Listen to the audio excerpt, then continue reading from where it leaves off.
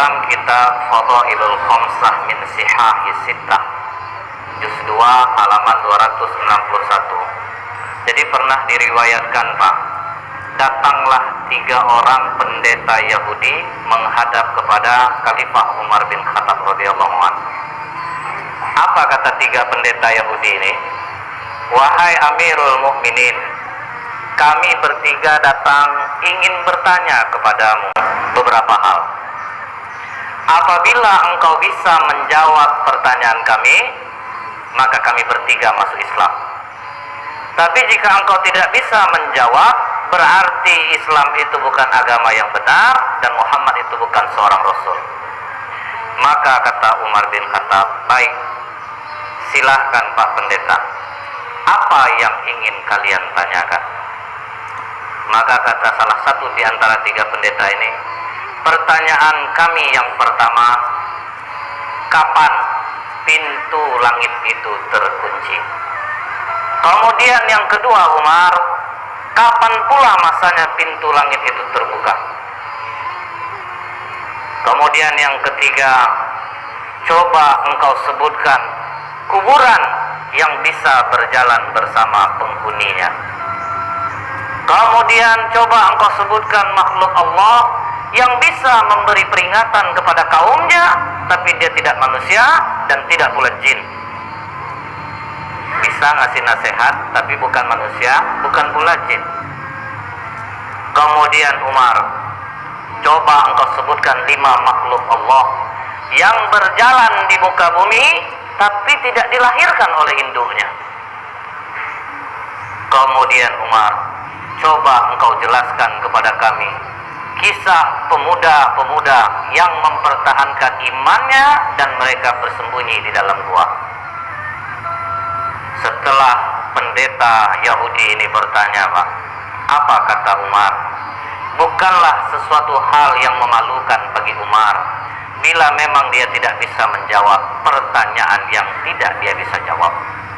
Maka kata Umar, kalau bertinju kalian sama aku masih kurang orangnya ini. Kalau bertinju. Tapi kata Umar, bagian dari kami ada yang gak mudah menjawab pertanyaan ini. Kalau memang ada ya sudah, ajukan saja. Dipanggil oleh Umar, Salman. Dipanggil Salman Al-Farisi. Ya Amirul Mukminin, kau pergi ke rumah Ali, katakan Umar memanggilnya. Maka Salman langsung lari ke tempat Ali bin Abi Thalib. Wahai Ali, Umar memanggilmu. Ada 3 orang pendeta Yahudi mendebatnya. Maka Ali melupakan segala perbedaannya dengan Umar. Nah, Ali begitu Umar memanggilnya, dalam riwayatnya disebutkan dia ambil burdahnya, dia sandang selendangnya, dia pergi ke tempat Umar bin Khattab yang waktu itu masih duduk 3 orang pendeta ini. Ada apa Amirul Mukminin? Ini Ali, 3 pendeta ini mempertanyakan beberapa hal. Kalau bisa dijawab, mereka masuk Islam. Silahkan Pak Pendeta, coba diulangi lagi pertanyaannya. Maka kata pendeta ini, yang pertama Ali, kapan langit itu pintunya terkunci atau langit itu digembok oleh Allah, itu kapan? Maka kata Ali, asyirku billah, syirik kepada Allah. Jika kalian mempersekutukan Allah, seluruh amalan tidak naik ke langit. Itulah makna langit terkunci. Jadi kalau kita melakukan kesyirikan, Pak, langit terkunci. Langit tidak akan terbuka, amalan tidak akan naik. Ini yang membuat pintu langit terkunci. Kemudian Ali, kapan pintu langit itu dibuka oleh Allah? Di saat engkau mengucapkan la ilaha illallah. Ketika engkau tidak menyekutukan Allah, engkau mengakui Allah itu satu, pintu langit akan terbuka. Kemudian Ali, coba engkau sebutkan kubur yang bisa berjalan bersama penghuninya. Maka kata Ali, yang kalian tanyakan ini adalah Yunus bin Matta, Nabi Yunus alaihissalam. Ketika Nabi Yunus berdakwah di kaumnya, nama kaum Nabi Yunus ini Pak, Nineveh Pak, didakwahi tauhid, rajanya mencemooh, Kemudian masyarakatnya mencemooh, tidak ada yang mau menerima dakwah Nabi Yunus. Maka Nabi Yunus memohon kepada Allah. Allah kasih waktu 40 hari akan diturunkan azab. Sampai hari ke-39 tidak ada tanda-tanda azab Allah turun. Nabi Yunus putus asa. Dia tinggalkan kaumnya, Bu, tanpa izin Allah. Dia tinggalkan kaumnya, dia berangkat, baru langit menghitam. Jadi Nabi Yunus tidak tahu bahwa Allah akan menurunkan azab. Begitu raja dan masyarakat melihat bahwa azab Allah akan turun, waduh, ini benar Yunus ini. Maka semua kaum Nineveh bertobat, cuman nabinya udah pergi. Naik ke atas kapal, gelombang tinggi, ketakutan nakodanya, maka diundilah nama Nabi Yunus keluar berkali-kali. Maka dicampakkanlah Nabi Yunus ke dalam laut, dimakan oleh ikan, terkubur dalam perut ikan, dibawa jalan ke 7 samudra selama 40 hari. Itulah kubur yang berjalan bersama penghuninya. Karena Allah katakan dalam surah As-Saffat 143, "Falaula annahu kana minal musabbihin." Maka sekiranya Nabi Yunus tidak termasuk orang yang banyak berzikir, bertasbih kepada Allah, jadi dalam perut ikan itu menyesal Nabi Yunus. Dia zikir, la ilaha illa anta subhanaka inni kuntu minaz zalimin. Mual perut ikan itu dibuatnya, Pak. Karena kata Allah, la labitha fi batnihi ila yaumi yub'atsun. Niscaya dia akan tetap tinggal di perut ikan itu sampai hari kiamat. Jadi kalau sempatlah Nabi Yunus tidak banyak mohon ampun kepada Allah, ikan itu akan tetap mengubur Nabi Yunus di dalam perutnya. Terkaget pendeta ini, waduh, ini cerdas satu ini. Dapat dia menjawab pertanyaan pendeta. Jadi kubur yang jalan bersama penghuninya, Nabi Yunus berada dalam perut ikan dan dibawa 40 hari ke 7 samudra, baru dimuntahkan. Baik Ali, kau benar. Kemudian Ali, coba engkau sebutkan makhluk Allah yang bisa memberi nasihat kepada kaumnya, tetapi dia bukan manusia dan bukan pula jin. Maka kata Ali, ketika Nabi Sulaiman dan bala tentaranya sampai di lembah semut, hatta idza atau ala wadin namli, qalat namlatu ya ayyuhan nablu dkhulu masakinakum. Jadi ada seekor semut, Pak, dia komandoi kawan-kawannya. Wahai para semut, masuklah kalian ke dalam sarang-sarang kalian, karena la yahtimannakum Sulaimanu wa junuduh, nanti kalian akan terinjak oleh Sulaiman dan bala tentaranya. Nah, inilah makhluk Allah yang bisa memberi nasihat kepada kaumnya, tetapi dia bukan manusia dan bukan pula jin. Wah, terjawab lagi. Oke Ali, coba engkau sebutkan 5 makhluk Allah yang berjalan di muka bumi tapi tidak dilahirkan oleh induknya. Maka kata Ali, Adam alaihissalam, Siti Hawa, onta Nabi Soleh itu keluar dari batu, Pak, tidak dilahirkan oleh induknya. Kemudian tongkat Nabi Musa yang berubah menjadi ular, ular itu juga tidak dilahirkan oleh induknya. Kemudian kambing pengganti leher Nabi Ismail, itu pun tidak dilahirkan oleh induknya. Akhirnya 2 di antara 3 pendeta ini langsung menyatakan asyhadu alla ilaha illallah wa asyhadu anna Muhammadar Rasulullah. Oh, tunggu, kata satu pendeta lagi. 2 kawanku mungkin sudah terpengaruh oleh jawaban wali, tapi masih ada satu lagi yang belum terjawab. Coba engkau ceritakan kisah pemuda yang bersembunyi dalam gua untuk mempertahankan imannya. Baik, akan aku terangkan seperti apa yang ada dalam Al-Quran, kata Ali. Kalau dari Al-Quran kami sudah dengar, Ali. Kami ingin engkau detail menerangkannya seperti apa yang disampaikan Rasulullah kepadamu. Maka kata Ali, kalau begitu benarkan duduk kalian. Malah ditantang, Pak. Jadi dia ingin mengungkap Ali itu ceritanya itu yang detail. Baik Ali, di mana peristiwa itu terjadi? Maka kata Ali, di kota Apesus atau Tarses, Pak, antara Turki, Yordan. Kemudian silahkan lanjutkan Ali.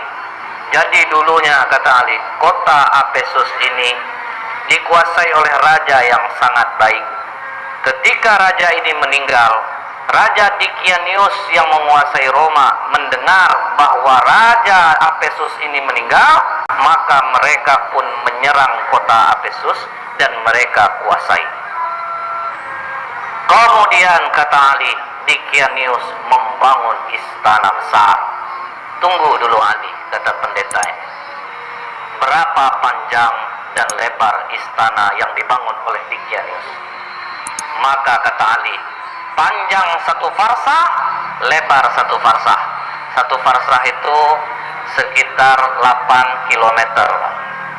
Baik Ali, teruskan.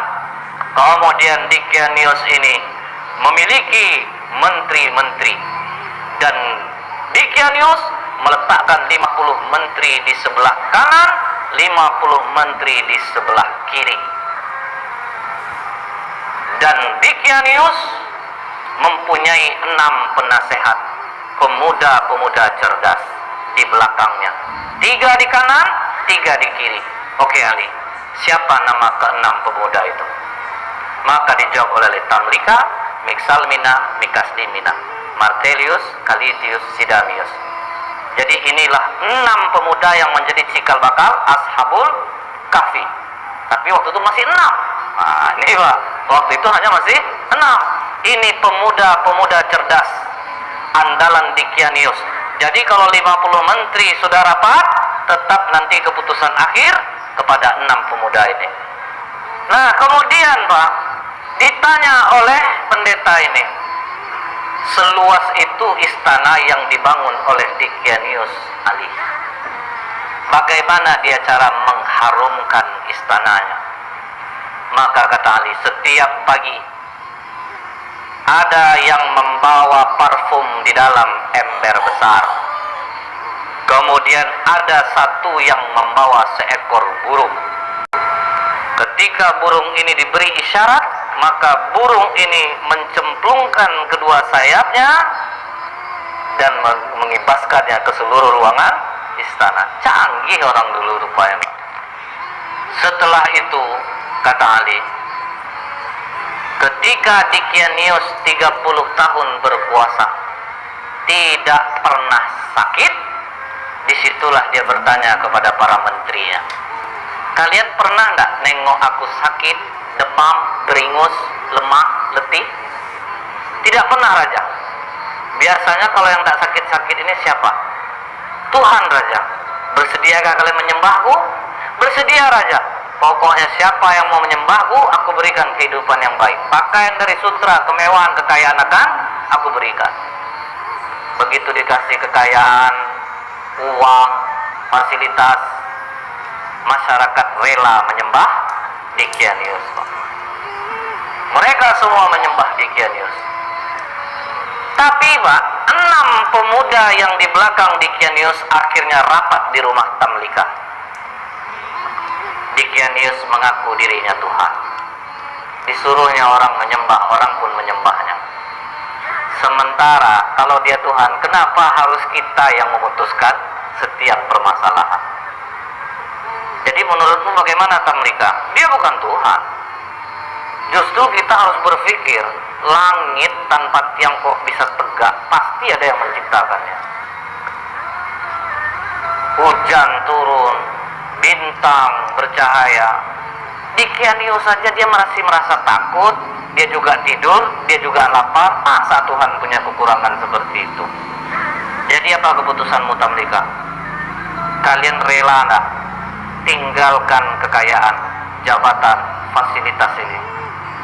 Kita lari dari sini. Kalau kita melawan tidak mungkin bisa. Kita lari dari sini untuk mencari Tuhannya langit dan bumi ini. Apakah kalian rela untuk miskin bersamaku? Kalian tinggalkan jabatan, kesenangan kalian, fasilitas ini? Kami rela Tamlika. Itu makanya dikatakan, siapa yang menghafal 10 ayat awal suratul Kahfi, maka dia akan terbebas dari godaan dajjal. Karena apa Pak? Ini mengingatkan kita, waduh, ini pemuda-pemuda kaya, cerdas, rela kehilangan harta, jabatan untuk tauhid. Berani mereka tinggalkan. Akhirnya mereka pun pergi berenam diam-diam, dan semua harta ditinggalkan. Mereka sempat menjual kurma. Kurma itu dijual sebanyak 3 dirham. Uang 3 dirham ini dibawalah lari. Cukup jauh mereka berjalan, sampailah mereka berjumpa dengan seorang pengembala yang memiliki seekor anjing. Kata pendeta ini, siapa nama anjing itu? Maka dijawab Ali, namanya Kitmir. Kemudian apa kata pengembala ini? Tuan-tuan, dari wajah tuan-tuan, aku yakin tuan-tuan ini bukan orang miskin, pasti dari bangsawan. Jadi karena apa? Orang-orang senang ini kelihatan dia dari wajahnya. Kemudian betul kata Tamlika, kami ini 6 penasehat di Kianius. Dia mengaku dirinya Tuhan dan kami tidak mengakui itu. Makanya kami meninggalkan kerajaan. Kami tinggalkan semua pangkat jabatan kami. Karena tidak pernah kami berjalan seperti ini. Lihat, kaki pun sudah luka-luka, Pak. Orang manja jalan berkilo-kilo, habis kaki luka. Apa kata pengembala ini? Tenang tuan-tuan, aku mengetahui tempat persembunyian yang baik. Izinkan aku beserta kalian. Makanya jadi 7 dengan pengembala ini. Dikembalikannya lah gembalaan dia kepada tuannya, maka dia dan anjingnya ikutlah pemuda-pemuda kepercayaan raja tadi. Kemana mereka dibawa Ali? Dijawab oleh Ali, ke Bukit Nablus yang di bawahnya ada gua yang namanya Khemar. Maka begitu mereka mau masuk gua tersebut, sempat mereka mandi di mulut gua. Jadi mulut gua itu ada air terjunnya, Pak. Jadi memang susah untuk diketahui orang. Sempat mereka mandi, masuk ke dalam, duduk, golek sana, golek sini, golek sana, sampai terang hari. Hari sudah pagi. Kita lapar. Siapa yang akan mencari makanan? Makanan hanya ada di tempat kerajaan. Berarti sangat jauh kita pergi berjalan ini. Siapa yang mau pergi? Karena Tamlika ketua rombongan. Biar aku yang ke sana. Hati-hati Tamlika, jangan sampai engkau tertangkap di Kianis. Begitu Tamlika keluar dari mulut gua, sudah mulai terkejut ya, Pak, karena air terjunnya sudah tidak ada. Tapi terus dia bawa uang 3 dirham ini, jalan terus sampai di gerbang kota. Mulai heran dia, Pak, kenapa berbeda betul kota ini? Apa aku salah masuk? Akhirnya masuk dia di tempat orang menjual roti. Begitu sampai di tempat orang jual roti, ditanya harga roti berapa? 1 dirham. Dia kasih uang dirhamnya. Begitu dia memberi uang dirhamnya, langsung ditahan tangannya oleh penjual roti. Kau menemukan barang kuno ya? Tidak, itu uang biasa. Uang aku hasil dari menjual kurma kemarin. Jangan bohong. Raja Abdurrahman hanya mengambil 5% dari barang kuno yang ditemukan. Tambah kaget Tamlika, Pak. Loh, nama rajanya kok beda? Bukankah raja di sini Dikianius? Oh, engkau telah menyebutkan nama raja zolim yang mati ratusan tahun yang dulu. Wah, tambah kacau Tamlika. Pokoknya kau harus menghadap kepada raja. Bingung juga deh, Pak. Oke, kita menghadap kepada raja. Begitu sampai di kerajaan, alangkah kagetnya Tamlika, ternyata rajanya memang tidak Dikianius. Raja, ini orang membeli roti kepadaku dengan menggunakan uang kuno. Jadi makanya aku bawa dia kemari. Tapi ini uang aku kemarin, Raja, bukan uang kuno. Sudahlah, kata raja, kami hanya mengambil 5% dari barang kuno yang ditemukan. Tidak, Raja, ini uang baru kemarin. Sudahlah, jangan berkelit, kata raja. Aku tinggal di sini, Raja. Disebutkannya lah nama-nama orang yang dia kenal, Pak. Apa kata raja? Sepertinya pikiranmu mulai terganggu. Nama-nama yang kau sebut kau itu nama-nama orang yang sudah lama matinya. Tapi betul raja, aku tinggal di sini raja. Aku masih ingat di mana rumahku. Maka kata raja, iringi dia. Kemana dia menunjukkan rumah, pergi kalian ke sana. Diiringilah oleh para tentara. Sampai di rumah yang dia tunjuk, diucapkan, dipanggil keluar orang tua yang sudah sangat tua renta. Mengapa kalian datang kemari? Katanya kepada tentara raja ini. Ini Pak, pemuda ini mengaku dia tinggalnya di sini. Siapa kau anak muda? Dijawab oleh Tamlika, aku Tamlika putra Filistin. Langsung sujud kaki ini datuk moyangku. Inilah yang diceritakan oleh Isa alaihissalam. Pemuda-pemuda ini akan bangkit. Mereka mendiami gua. Makanya di kitab Injil ada ayat tentang Ashabul Kahfi, Seven Sleeper. Jadi ada Pak. Maka hebohlah kota Efesus. Bangkit raja mengingat apa yang pernah disampaikan oleh Isa alaihissalam. Jadi rupanya sudah datang pula utusan Nabi. Sudah berlalu pula masanya. Maka kata raja ini, bawa Tamlika, digendong di atas kuda, dihormati sampai di bawah bukit Nablus.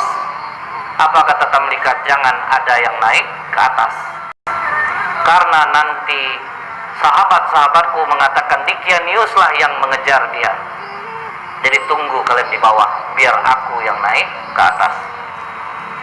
Maka Tamlika naik ke atas, sampai dalam gua, bawa juga lah roti tadi. Silahkan makanlah kalian dulu. Apakah aman perjalananmu Tamlika? Bukan aman lagi, malah aku bingung dan terkejut. Tahukah kalian sudah berapa lama kita di sini? Makanya ada dialog itu Pak dalam surat Al-Kahfi. Fadarabna ala adhanihim fil kahfi sinina adada. Maka kami tutup telinga mereka dalam gua itu selama beberapa tahun. Kemudian kami bangunkan mereka agar kami mengetahui manakah di antara kedua golongan itu yang lebih tepat dalam menghitung dan berapa lamanya mereka tinggal di dalam. Jadi mereka mengatakan ada yang setengah hari, ada yang 1 hari. Maka kata Tamlika, tidak. Kita berdiam di sini sudah lebih daripada 309 tahun. Mendengar itu, benarkah Tamlika? Iya, raja sudah berganti. Seorang nabi sudah diutus dan sudah berlalu. Mereka sekarang menunggu kita di bawah. Mari kita turun. Maka apa kata 5 orang kawannya lagi? Kita sudah melihat kebesaran Allah melindungi kita selama 300 tahun. Seolah-olah kita baru saja semalam. Kita sudah diselamatkan Allah, kita bangun dan akhirnya kita tahu tentang keajaiban Allah. Kita mohonkan kepada Allah untuk menutup pintu gua ini dari pandangan manusia, dan kita mohon kepada Allah untuk mengambil kita. Karena apabila kita turun Tamlika, mereka nanti akan mengkultuskan kita. Mereka akan mendewakan kita. Udah, kita jangan ada yang turun. Akhirnya pintu gua itu ditutup dari pandangan manusia. Mereka pun tidak ada jelas riwayat mereka diambil Allah atau ada kuburannya pun tidak ada. Karena mereka minta kepada Allah, ambil kami, tutup gua ini dari penglihatan manusia. Seminggu raja berkeliling mencari Pak, tidak ditemukan gua itu pada awalnya. Kalau sekarang sudah. Setelah Ali menceritakan ini semua kepada pendeta ini, maka pendeta itu mengatakan, engkau benar Ali, engkau telah menceritakan dengan detail apa yang ada di dalam kitab kami, dan memang benarlah apa yang disampaikan Muhammad kepadamu. Maka pendeta yang terakhir ini pun masuk Islam jadinya Pak, mengucapkan syahadat asyhadu an la ilaha illallah wa asyhadu anna Muhammadur Rasul.